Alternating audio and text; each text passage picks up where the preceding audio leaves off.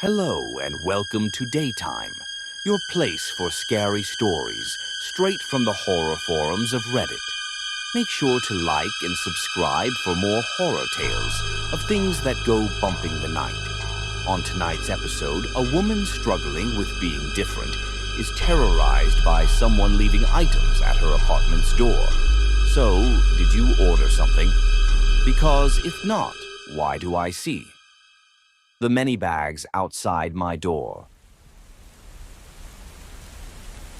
I've always had a bit of a victim complex. I grew up in a small town, and I was pretty much the only kid in class who didn't have any siblings. I always felt outnumbered, and I didn't have many friends to share my thoughts with. I spent most days in my room, reading, or locked in a bathroom stall. In my teenage years, not much changed. I tried to express myself. I went through a goth phase, a witch phase, a hippie phase, and finally settled on a mishmash of all three. Even though I've grown less colorful over the years, I still pride myself on my aesthetic. It made me quite a few enemies, though. They say kids can be cruel, but some adults are just big kids. But even though I've looked different over the years, I've still had that feeling of being different, of being a target, outnumbered and misunderstood. I got the bruises to show for it. Well, I had. I went to college, moved out of state, met a guy, got left by said guy, and here I am, a decade later. Not much to say. Still have a tattoo of a pink pentagram on my wrist, though, even though it just looks transparent nowadays. But it's there. I'm still here. Still me. And I still have that uneasy feeling of being a target. Like I'm next in line for something awful. My life came to a halt when I witnessed a car crash. I was waiting for the light to turn green when a truck plowed into the side of a car just across the road. It was so violent. You can't understand the force behind that kind of collision until you witness it firsthand. Steel bending like sheets of paper. It really underlines how fragile we are. Thinking back on it still makes me feel like nothing but a bag of blood, ready to burst at the slightest touch. My first reaction was to get out of there. I didn't want to be in the way when the ambulance came, and there was already people running up to help. I admit, I felt like a coward. But there was just something strange about the whole thing. They pulled someone out of the car, rather violently, and I could hear screams. I just left. My anxiety got the better of me. But I wonder if I could have done something more. Something meaningful. I don't think so, but still. It changed me in a way. Suddenly, I got more aware of my surroundings, and I started looking for danger at every corner. Instead of crossing a road, I'd just stand there, lost in my own thoughts. I'd start noticing strangers, and I started meeting the eyes of anyone looking in my direction. I got confrontational, and honestly, really hard to spend time with. I was back to my teenage self, outnumbered and expecting trouble. A few days after the accident, as I was coming home from a late shift, I noticed a paper bag outside my door. I share an entrance with another apartment, so I figured she'd ordered something home. I didn't think that much about it, so I just went inside. Still, as I closed my front door, I got the sense that there was something eerie about that bag. It looked a bit frumpy. I had trouble sleeping that night. It felt like every time I was about to nod off, I could imagine someone knocking on my door. I could feel a presence, and it was standing right there, just outside my door. I knew it was there, even if it wasn't. Maybe it followed me home. Of course, it was nonsense. But that didn't slow my racing pulse, and I was still twisting and turning in a pool of my own sweat. The next morning, as I was leaving for work, I ran into my neighbor. The bag was still there, waiting outside our shared front door. She was my age, but looked 10 years younger. We shared a good morning and an awkward glance at the bag. Yours? She asked. No, I thought... No. She shook her head. So? We sighed in unison. She picked up the bag and peeked inside as a puff of tiny flies exploded. The bag hit the ground like a ripe watermelon. I picked it up and hurried over to the trash bin, waving the flies away. There was something red and black inside, mostly flies. Great. She sighed. Just great. Fantastic. You okay? Yeah, just keep an eye open. I don't want to see more bags. Yeah, same. It pushed my paranoia to another level. I had this uneasy feeling all day at work, like something was coming for me. I didn't answer any calls, and I barely spoke at the weekly meeting. I imagined people were looking at me funny, like there was something wrong with me. They didn't, but it felt like they did. My boss came in to talk to me in private just to check what was up. Honestly, I couldn't explain myself. We just agreed I should take a few days off. I had some sick days saved up. I got home early that afternoon, only to find another bag outside my door. I tensed up and looked around.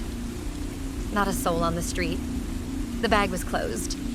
My neighbor wasn't home yet, so I stepped up and poked it open. No flies this time. It must have been placed recently. Again, there was something dark and red. It smelled foul, and it stuck to the sides of the bag. I thought I could see pieces of bone. With the tip of my fingers, I lifted it. The bag was so soaked that the bottom of it collapsed, spilling a red mess all over the porch.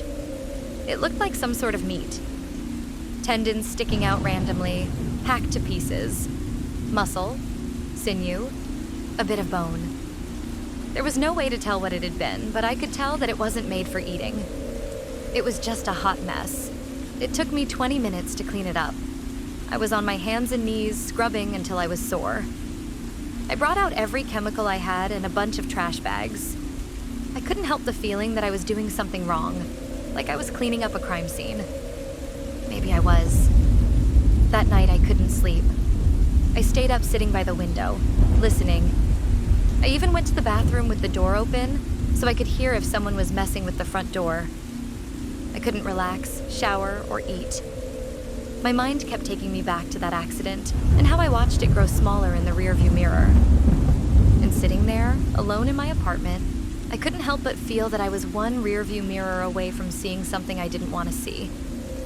I considered that this bag might have been meant for my neighbor, but all in all, it didn't seem plausible. I had always been the victim. Why would this be any different? I must have fallen asleep somewhere around 5 a.m. I woke up around noon, leaning against the wall, holding a kitchen knife. My back was stiffer than the floor I'd been sitting on, and it took my eyes a full minute to adjust to the light peeking through the blinds. I had held the knife so tight it left ridges in the palm of my hand and my fingers ached. I had a few days off work, and I decided I'd use them. The next time they came to leave a bag by the door, I'd catch them. That was unless... An awful thought made my stomach churn. I put my hand on the front door. It felt like I'd squashed a spider and was about to check if it was dead.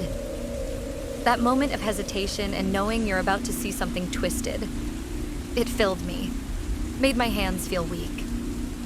I barely even thought about holding the kitchen knife. It became a part of me. And there it was again. A bigger bag this time, and soaked all the way through with red.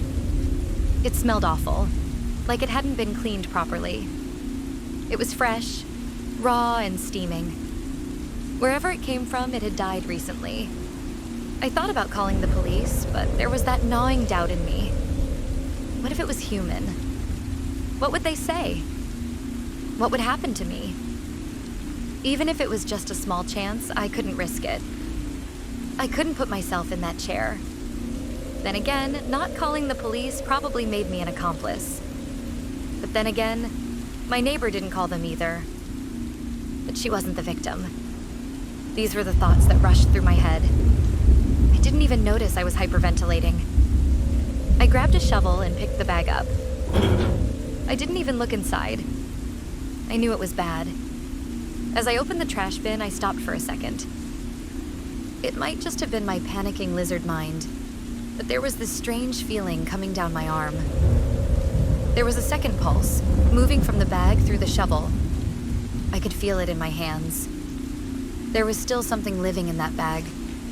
I couldn't see it, but I knew it was there. I wasn't proud of what happened next. I threw the bag to the ground, smashing it repeatedly with my shovel. I hit it over and over, splitting it with the sharp side and clubbing it with the flat side. It took me a full 20 seconds to realize my neighbor, who'd called in sick, was standing in her doorway watching me. I'd just destroyed her lunch. A burger, some fries, chili mayo dressing. There was no blood, no pulse, Nothing awful. The only red was ketchup. What the hell was wrong with me?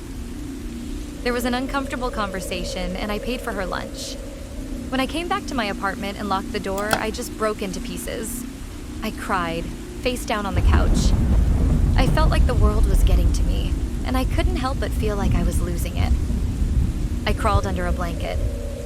I could feel something outside my door, something watching me through the windows.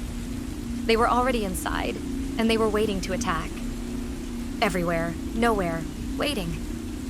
My stomach churned, and I couldn't do anything but cry myself into a painful sleep. I stayed on the couch, falling in and out of sleep over the next few hours. I don't even remember putting on the TV for company. I kept having stressful dreams in that twilight land of half asleep and half panicking.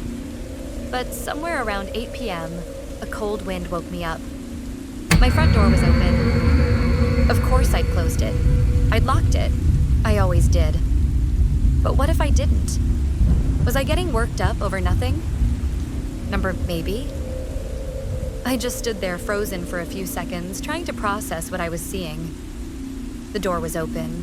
For real. There was a cold wind sweeping through the apartment.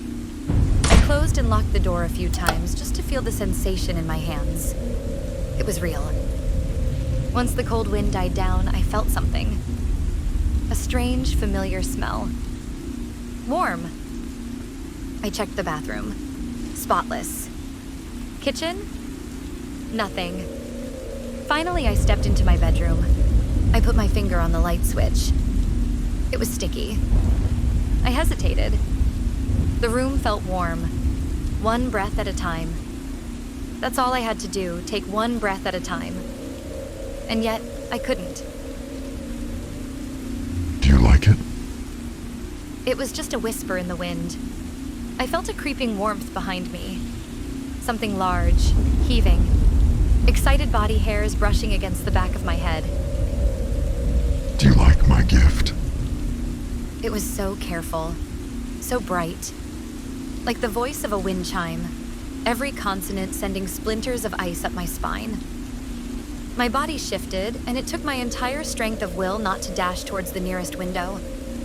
My feet were sticky, and something warm seeped into my socks. Bless me. It had a dry mouth. I could hear it wet its lips.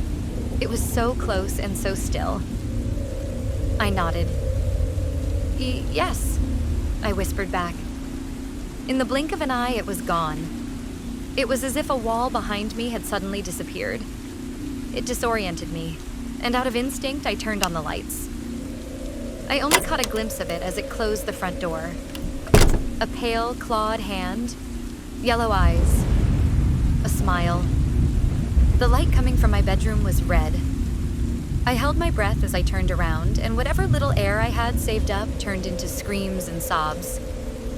I could go into detail about the remains of 6 people scattered around my bedroom. I could go into detail about the police report and the weeks of investigations that turned my apartment into a crime scene. But I won't. These weren't victims of violent crimes. They were corpses taken from the local morgue. Some fresher than others. The organs recovered from the bags I'd thrown away were identified as human of unknown origin and deer stomach. On paper, the motive is unclear. There are no suspects. And there are already rumors that I'm in some kind of satanic cult. I have a pink pentagram on the wrist, after all, and the pink has long since faded. I don't know much about my secret admirer. I don't know why they tried to gain my favor. But I have this gnawing feeling that this explains something about me. Maybe there's a reason why I feel like I'm in the crosshairs. In the mornings, my neck feels light, as if I've dreamt about carrying a burden on my head. At times, I no longer feel like a victim. Instead, I have this sensation that all those eyes in the dark are looking up to me, that they're waiting for me to speak, that I'm one stray wish away from literally tearing the community apart. It scares me how quickly I'm getting used to the idea.